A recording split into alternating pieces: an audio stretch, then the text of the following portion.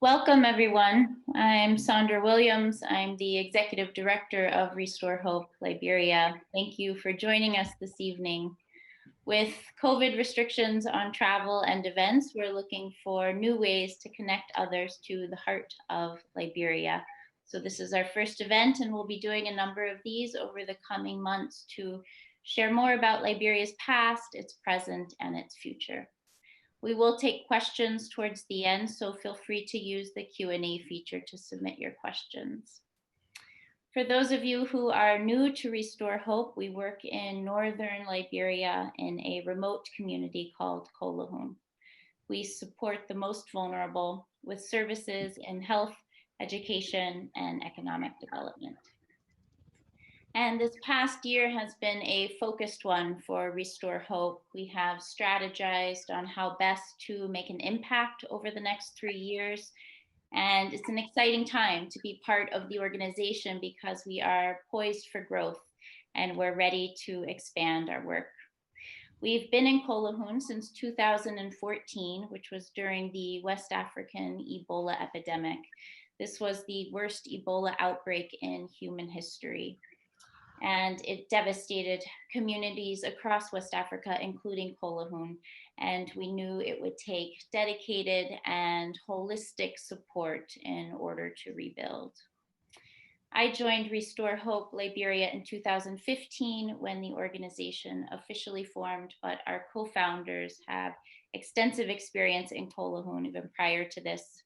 They were all at different times medical directors of the Kolahun Hospital, working with a large international humanitarian organization.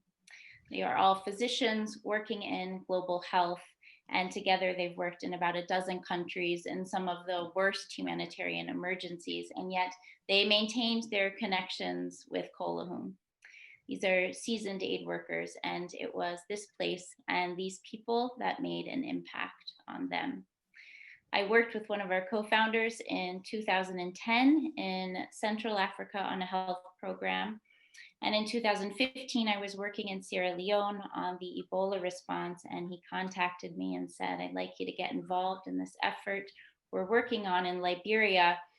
And I've been dedicated to the program ever since because we have an opportunity here to impact lives that have endured far more than I can imagine.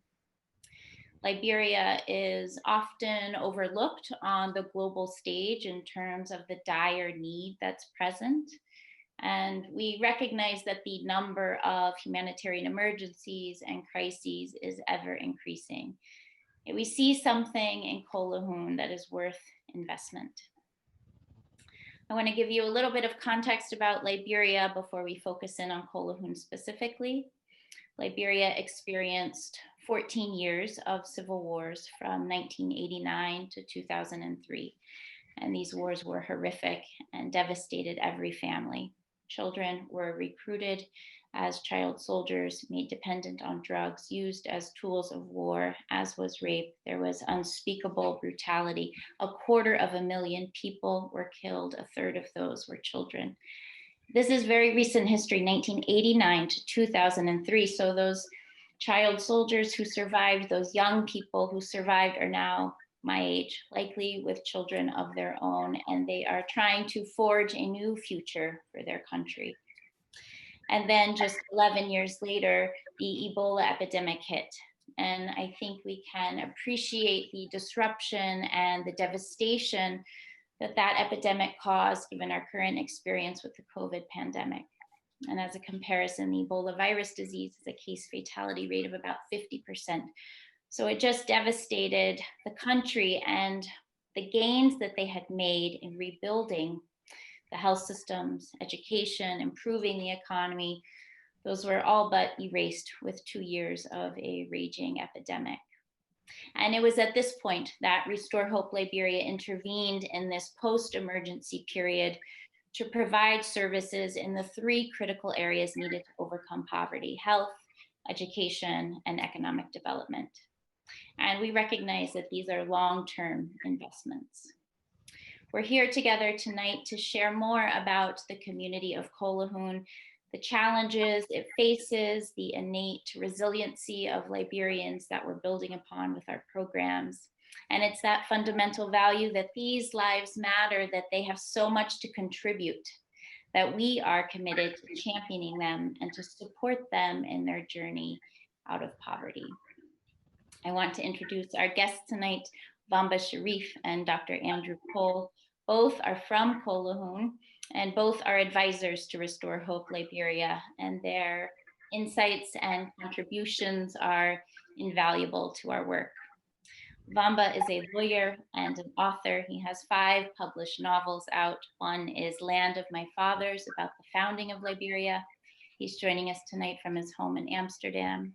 Dr. Andrew Cole, after completing medical school and residency in the States, he returned to Liberia, worked as pediatrician, held a number of distinguished positions, including work with the WHO. He worked on Lassa fever control, and he was medical director of the Kolahun Hospital in the 80s before the wars broke out. He now practices medicine in Pennsylvania.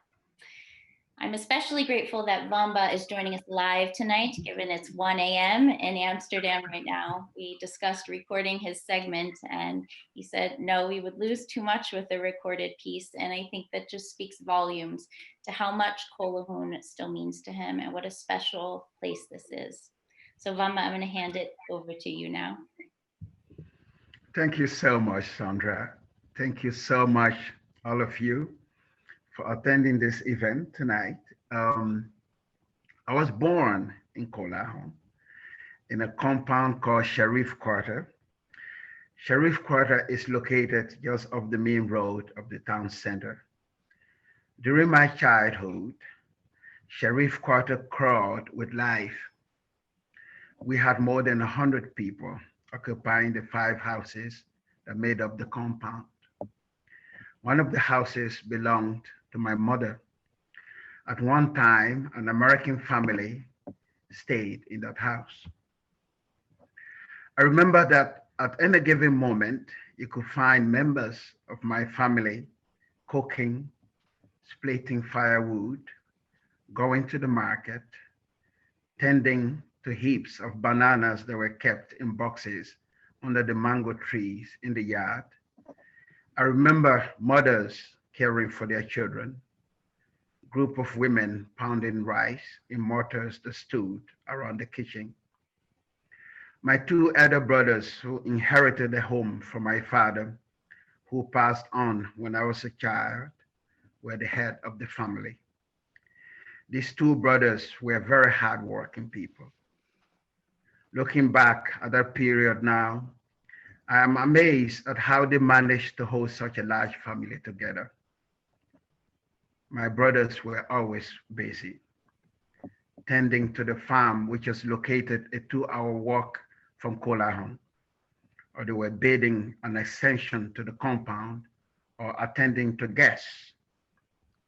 We always had guests. Some came to stay for a few days, some for a few weeks, and others came to stay forever.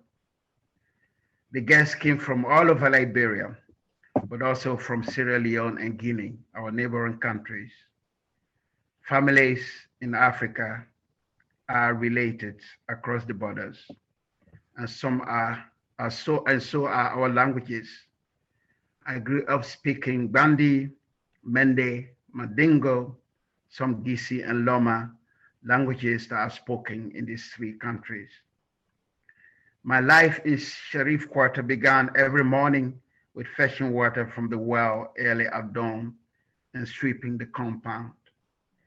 Then I would take a hot bath, or hot or cold bath, depending on the season, then put on my uniform and walk to school up the hill. My hair had to be combed, my uniform crisp, and I had to be on time. Latecomers were severely punished. We had a breakfast of rice porridge or bread, and our midday meal or lunch consisted of fruits like mangoes, bananas, avocados, pineapples, or oranges. Our dinner almost always consisted of rice with different sauces. We had potato grains, cassava leaves, and bitter buds. That was the case then, It is still the case even today. Liberians live and breathe on rice. Into that world I was born, a world that I treasured and that was full of smart gifts. A book of short stories by the Liberian writer Wayton Sankawolo revealed to me the wealth of our world. In his stories, I recognized and saw myself. In the stories of Washington Irving, the American diplomat and writer, I saw the possibilities of literature. In the poems, the buffaloes are gone, and those who saw the buffaloes are gone, I caught a glimpse of the vanishing culture and world of the Native Americans. The trajectory of my life within that Kolahun world would have followed a predictable path if not for the war. The war changed everything. Kolahun was so profoundly changed by the war that I did not recognize it when I visited it years later. The city had shrunk. Many people had died, including family members. My two elder brothers, the head of the family, did not survive the war, and those who survived were left with memories which they chewed on and fed on until the memories became unbearable. But the survivors held on. Right now, when you visit Kolahun, you will see that the houses in Sherif Quarter and elsewhere are still inhabited. It is the same in other parts of the city, in other parts of the country. People came together and decided to face life head on. But just when the Liberian people were beginning to put the war behind them, another tragedy struck in the form of an invisible enemy, the Ebola pandemic. One of my brothers, who is now head of the family in Kolahun, described his experience with the Ebola pandemic as much more terrible than war. With war, you knew where it was coming from, he told me. There was no way to fight Ebola. We didn't know where it was coming from. Ebola claimed many lives in Lofa County, of which Kolahun is a part, more than in other places in Liberia. Yet again, the Liberian people came together. With the help of organizations such as Restore Hope Liberia, they defeated the pandemic. The story of the people of Kolahun in particular, and of Liberia in general, is a story of resilience in the face of adversity. It is my story. They are my people. The lives they are leading are a reflection of my life. I am because they are. They made me. These are just fragments of my life story and what Kolahun means to me, and what we have gathered today to try to achieve, and that is to try to help the Kolahun people, is one of the most important aspects of my life. And this is why I decided today to be part of this event. I'm now going to read to you a fragment from my novel that illustrates the resilience of the Liberian people. It is the story of Hale. Hale, or Halengi, is a legendary figure in the Bandi stories. This was a man who, when the Bandi people were confronted with the possibility of war, the oracle ordained that someone had to come forward to voluntarily sacrifice himself or herself to stop the war that was going to decimate the Bandi people. And so the people went around the Bandi land in search of someone who could offer himself, sacrifice himself to stop that war. And no one came forward except for this man, Halengi. He was the one who came forward and told the people, I'm ready to die to stop war, so that to ensure the survival of Bandi land. That story, I grew up hearing that story, and it really showed me what humanity is capable of.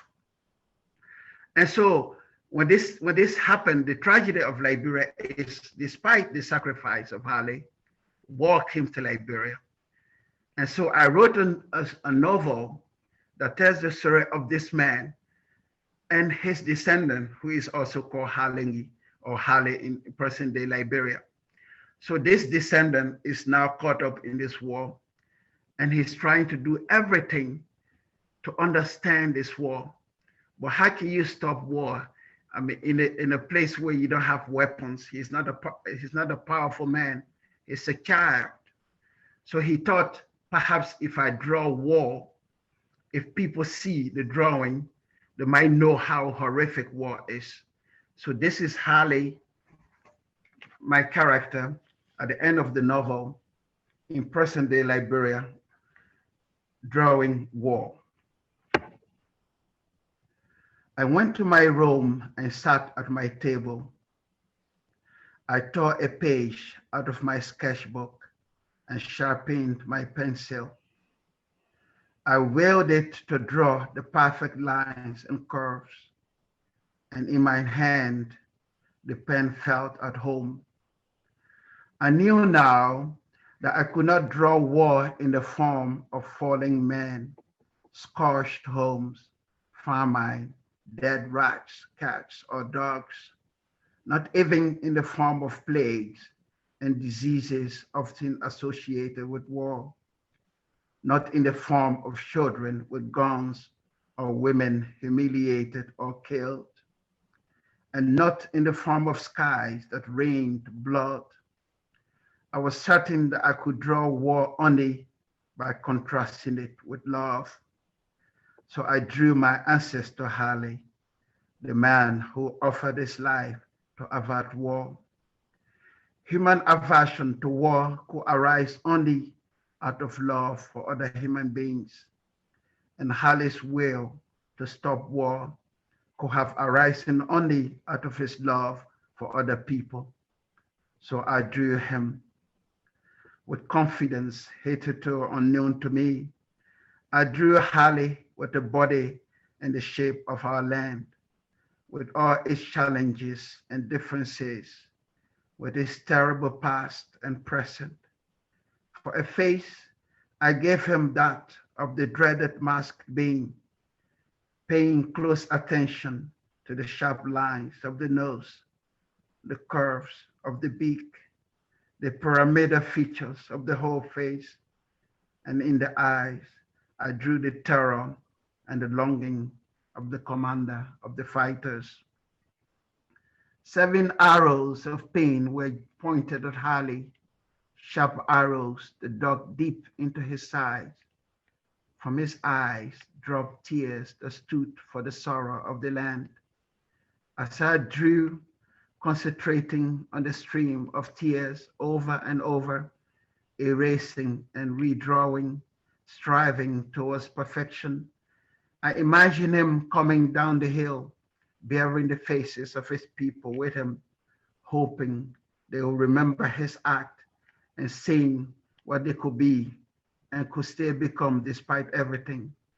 I imagine him in the hole that was in fact a grave, alone for 7 days and nights, fighting his doubts even at that moment, his heavy sigh being borne by the winds to the ears of his people. When I felt I could add nothing to the drawing, not a stroke of the pencil, I stood up, moved a distance away from it, and stared at it. I had given life to death, a voice to the past and present, and a face to the unknown. I had resurrected Harley. Thank you. So it is my honor.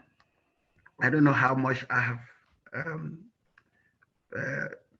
10 minutes or so, but it is my honor to present a man who, during my childhood, inspired me so much that I wanted to become a better human being. I remember when he was arriving in Kolahun, we, the children, we went out onto the street to welcome him, and we're singing in Bandi and in English for this great man. And it's so much, I'm so happy that after all these years and after everything that fate has brought us together, that we are in the same organization. I mean, I'm so grateful to all of you for bringing Dr. Koa and I together and participating in such a wonderful, wonderful project. Thank you so much. Ladies and gentlemen, Dr. Andrew Cole. Thank you, Vamba. You almost brought tears to my eyes. Very, very good. I too was born in Kolahun district, not Kolahun town, but a little village away from Kolahun called Pangalahun. Just a walking distance from Kolahun. I did begin my primary schooling in Kolahun, but that didn't last very long because my sister, when she came from Pangalahun to visit, she thought I was not well taken care of in the school, so she took me back to the village. My only hope came in when my elder brother, who was already on the coast in Monrovia, decided to send for me to come to Monrovia and go to school. Unfortunately, there were no roads, but even where there was road, we couldn't afford the fee for the vehicle. So we walked. We walked from Kolahun through the Bele Forest onto the coast. That took us about a week, walking by day and sleeping at night. I attended St. Patrick's School and graduated 10 years later because since I was older than most of the students in the class, I was given a chance to skip classes, to skip grades. So I graduated in 10 years instead of 12. And when I graduated, the Fulbright Commission in the United States offered 2 undergraduate scholarships to Liberia. We all know that the Fulbright Commission deals in graduate schools, students. But that year we were granted 2 undergraduate scholarships to the country. And I was blessed to be one of the winners. After graduation, I came to Ohio, Youngstown, Ohio. How did I get there? My medical school advisor was a medical missionary in Papua New Guinea.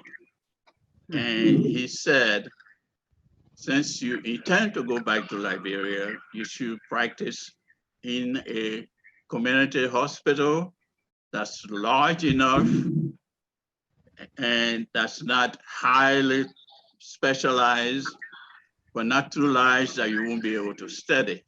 This way you can get your hands wet. And he was so right. At the Youngstown Hospital Association, I told everyone that I only intend to do maybe a year of rotating internship and some surgery to get my hands wet because I was in contact with a missionary doctor in Zorzor who kept telling me, just get some surgical experience because you're going to be doing a lot of hernias and a lot of C-sections.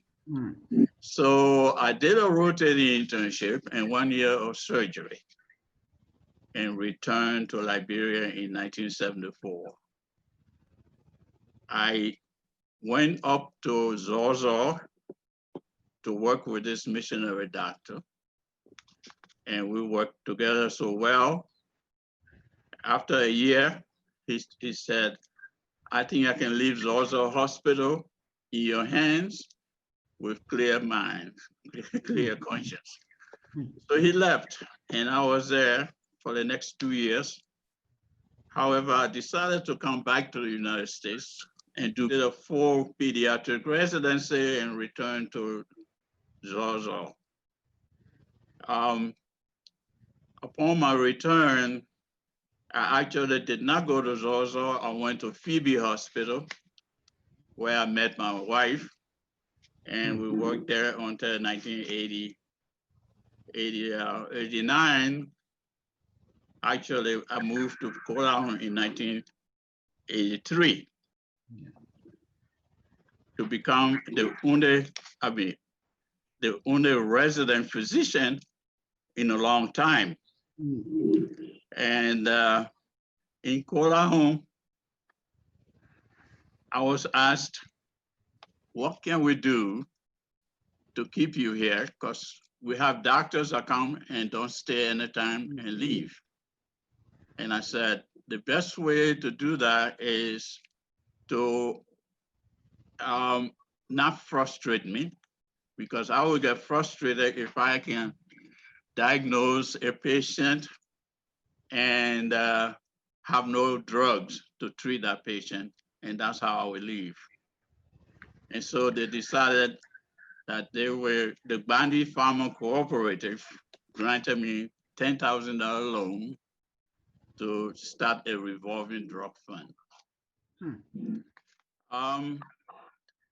By the end of the 6 years I was there, the revolving drug fund has grown from the $10,000 seed money to $125,000 in drugs and cash on hand. With the availability of drugs, the patient load began to increase rapidly, and there was a need to expand. The staffing at the end of our stay, before the Civil War, we had 3 physicians, me, my wife, and a young physician that graduated from Monrovia, Dogliati Medical School, joined us. So there were 3 of us. And so we were well on the way to becoming a real hospital. The key to our success, you got to have a little bit of luck, of course, but the revolving drug fund itself, the idea took off like wildfire, and it was successful. And we said that one will not get any medication for free, and the community really bought into that, and they did not try to milk the system. We were optimistic. We knew we could make it, because I still remember a story about 2 children who were given toys, a room full of toys. And one of them, after a few days, they came back. One of them was bored. He had played with all the toys that was there, and he was bored. When they went to the next room, he was busy. He was busy digging, and digging. And so they asked him and said, why are you digging? He said, well, you know, with all this horse manure, there has to be a pony somewhere. So that's an optimistic guy. Yes. And we were very optimistic that we were going to make it. And as God will have it, we were on the way to making it before the Civil War. So that's in a nutshell is what my life in Kolahun was like, my wife and I, and our frustration that we had to leave so many things hanging, so many projects that were being successful had to be left alone. And the war, of course, looted everything. And we had to save, because we didn't have a bank in town where we save our money. That was blown away and the money stolen. And So there we are.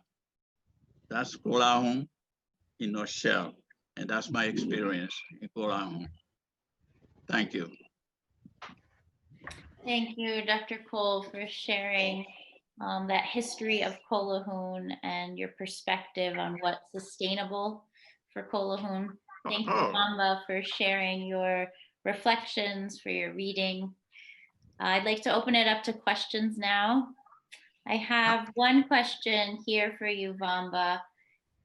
In the land of my fathers, what did you hope the reader would take away about the history and culture of Liberia, the relationship between the United States and Liberia?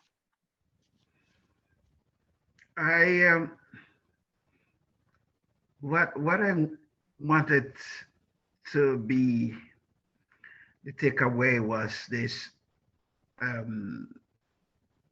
this story of friendship. You have a man, this fictional character inspired by the historical character Harley, born in northern Liberia, present-day Liberia, who became friends with a man who was born into slavery, Edward Richards, in the United States. So I wanted to give a positive spin to look at the possibilities, the interactions, the other side of the story, because the war was tragic enough, but I wanted to give a positive spin that there have been some wonderful things happening in Liberia, that despite the differences between those who returned, they being born in a different culture, being westernized,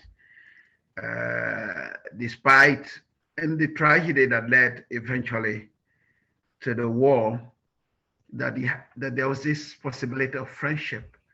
And this is perhaps the story of the US and Liberia, this story of friendship that was sometimes difficult, but nevertheless a story of friendship.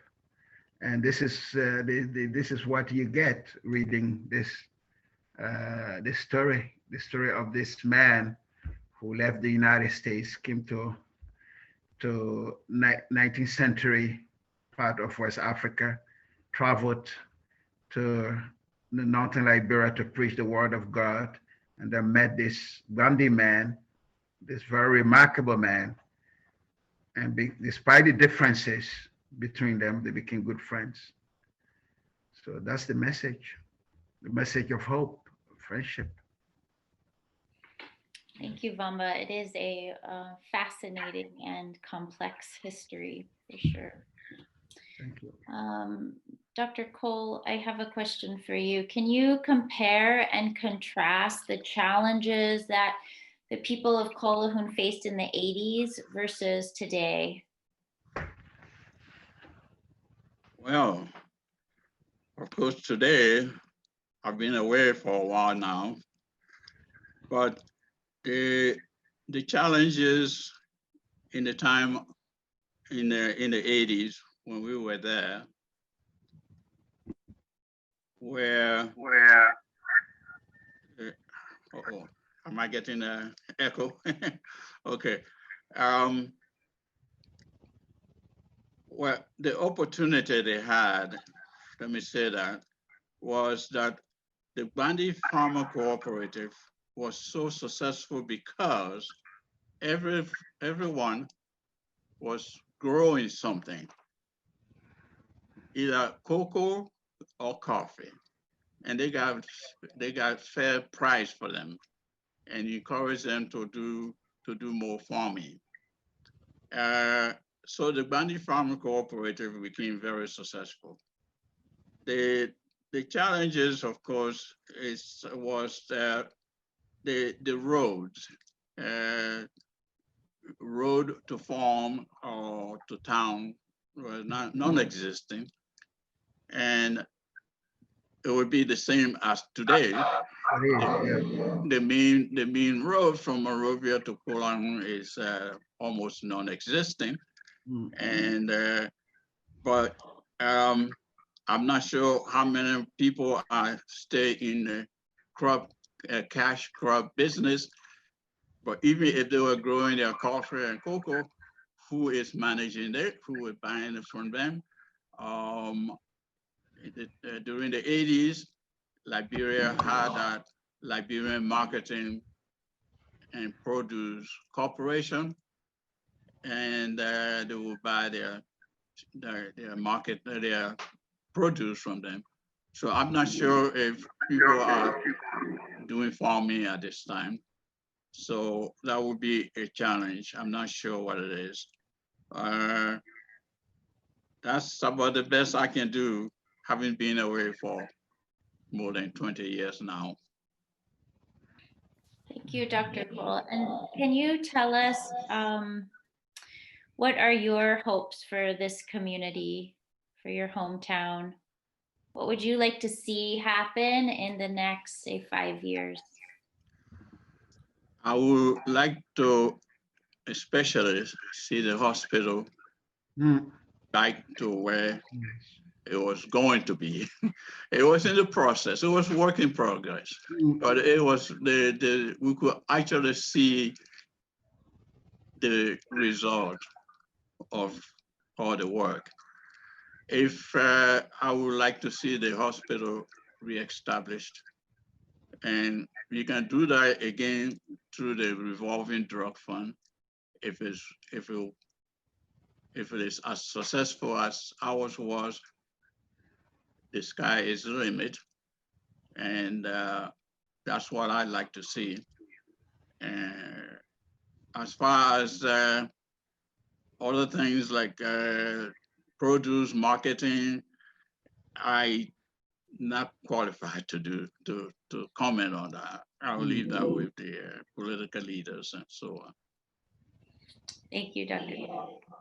Vamba, we have a question for you here. If you would create a new character for a book about these current times in Liberia, what would they care most about?